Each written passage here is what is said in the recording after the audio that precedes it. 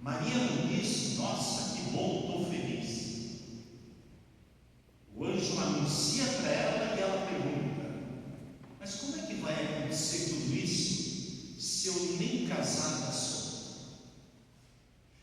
E só depois que o anjo explica para ela como tudo vai acontecer, só depois então é que Maria diz para o anjo: então, que aconteça tudo do jeito que tu falaste, conforme a vontade do Pai. Um outro momento bonito de Maria, a mulher que dialoga, é quando ela descobre que a prima dela, Isabel, está grávida de João Batista, e ela sai da cidade dela até a cidade de Isabel. E chegando lá, ela dá um abraço em Isabel, e ela não diz uma palavra. Mas o Evangelho diz que quando Maria abraçou Isabel, que estava grávida de 6 meses de João Batista, o Evangelho diz que João Batista pulou de alegria no ventre de Isabel. Diálogo. E outro momento muito bonito de Maria, quando José, que seria o futuro esposo de Maria, descobre que ela está grávida. José amava tanto Maria que ele não quer provocar barulho nenhum. E o Evangelho diz que José decidiu abandonar Maria em silêncio, para não prejudicar Maria. Maria muito bem podia ter chegado para José e ter dito: José, para com isso, não é o que tu está pensando que aconteceu. Mas Maria não disse nem uma palavra para José. Ela só confia que Deus vai mostrar para José como é que ela tinha engravidado. E de verdade, um anjo aparece para José em sonho e diz: não tenha medo de receber Maria como tua mulher, porque o que nela existe não é obra humana, é obra do Espírito Santo. E um último fato que eu gostaria de celebrar, de colocar para vocês: Maria, a mulher do diabo.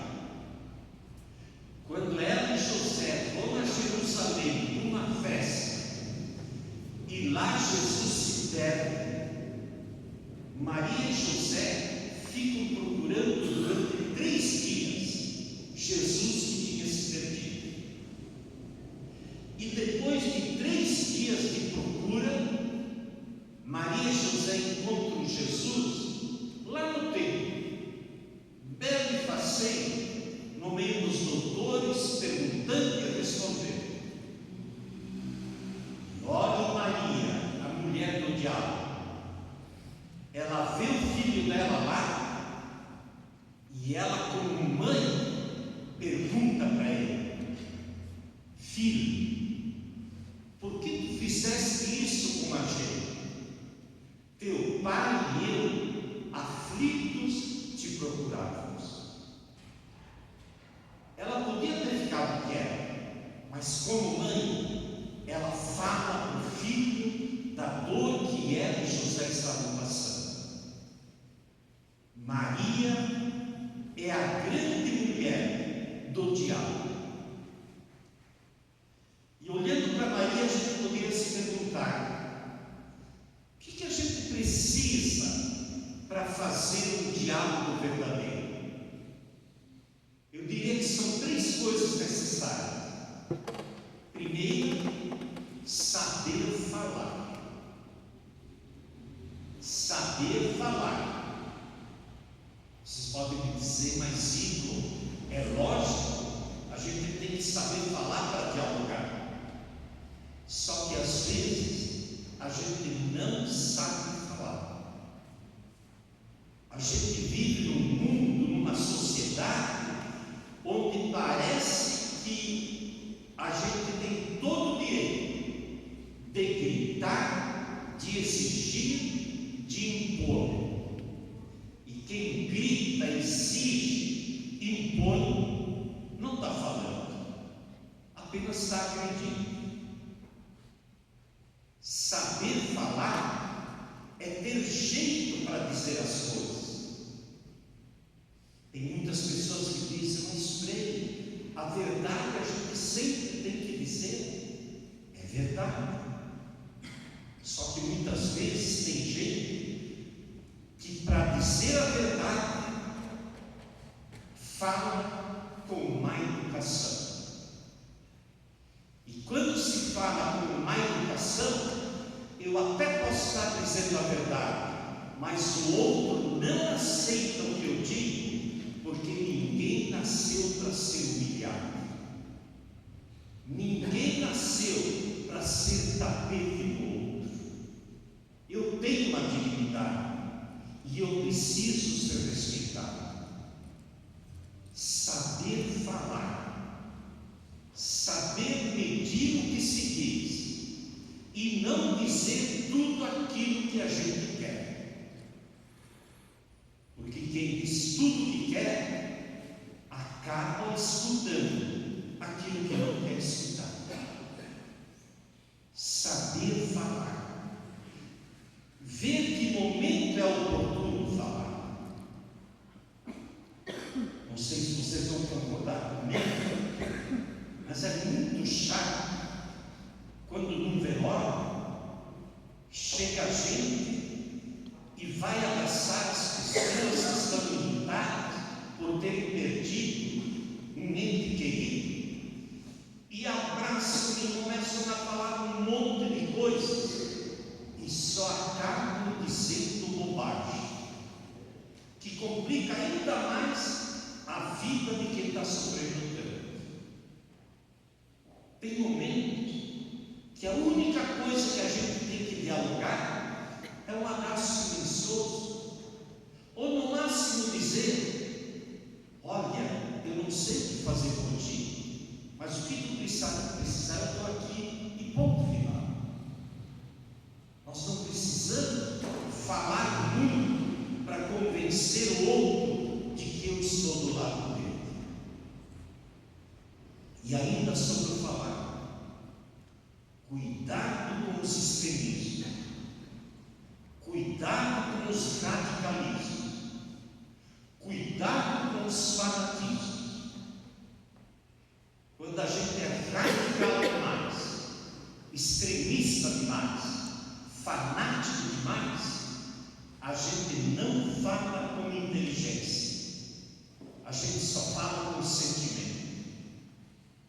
E quando se é extremista e fanático demais, a gente sempre acaba agredindo o outro, porque o outro não pensa do jeito que eu penso. Saber falar.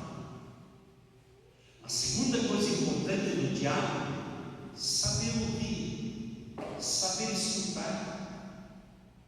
Vocês devem ter visto que uma das coisas mais bonitas do Papa Leão, todo mundo que o conhece diz que o Papa Leão é um grande homem que sabe escutar. Qualquer pessoa, desde os mais graduados até o povo mais simples, ele sabe ter tempo de escutar. E como isso é importante, saber escutar.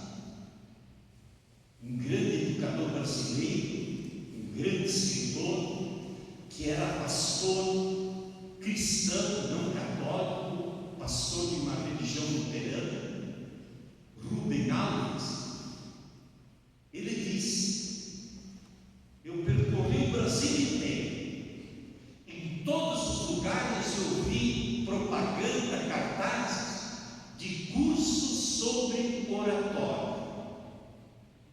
Mas eu nunca vi em nenhum lugar do Brasil algum cartaz anunciando que tinha um curso de escutatório.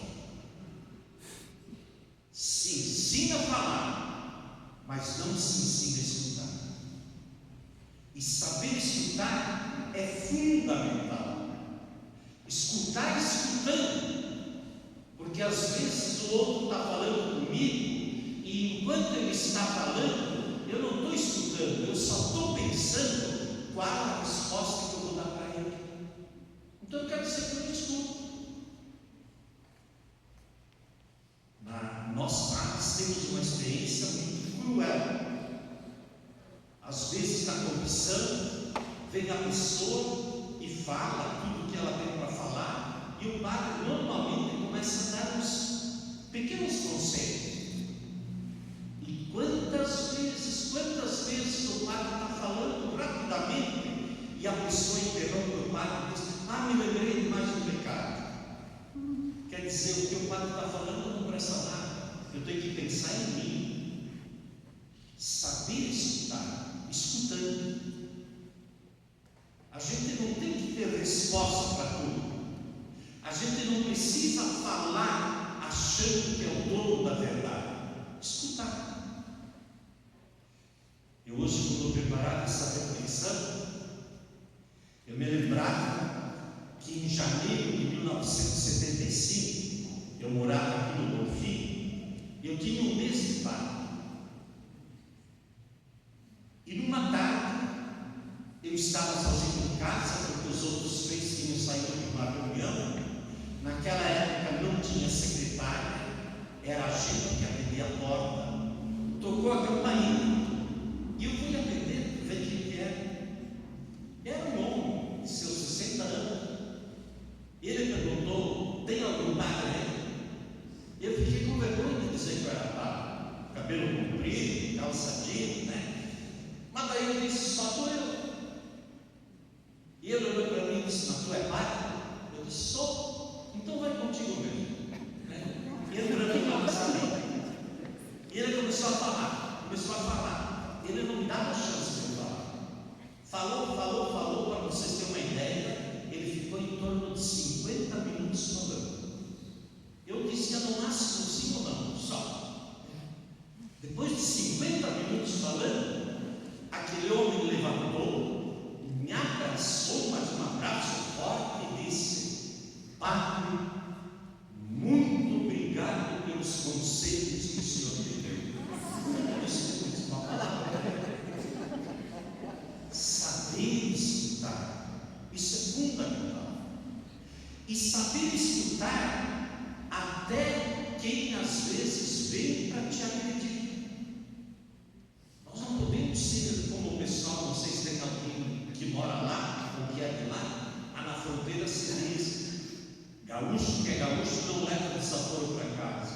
Isso foi no passado. Eu tenho que saber escutar. Quiser me agredir, que agreda. Uma vez em Florianópolis, onde eu trabalhei, chegou um senhor e ele sabia que eu era padre. E ele começou a falar mal da igreja, começou a falar mal do bispo Dom Afonso de Florianópolis, começou a falar mal do Papa João Paulo II. Enfim, estava tudo errado. E eu quieto. Depois de meia hora, de pé, nós dois, no pátio da igreja, depois de meia hora agredindo a igreja, ele olhou para mim e disse: e o senhor não vai falar nada? Eu olhei para ele e disse: eu não. O senhor veio aqui para brigar e eu não quero brigar. Aí ele apertou minha mão e disse: obrigado. É a primeira vez que um padre me convence que estou errado. Eu não disse nada. De repente, os outros padres com quem ele começava a agredir começavam a criticar também, e era isso que ele queria: briga. E eu não estava afim de brigar. Às vezes, a gente costuma dizer: quem cala consente. Nem sempre. Às vezes, quem cala não consente, mas não fala para não provocar briga. Saber escutar. E uma última coisa: saber chegar à terceira coisa do diálogo, a uma conclusão.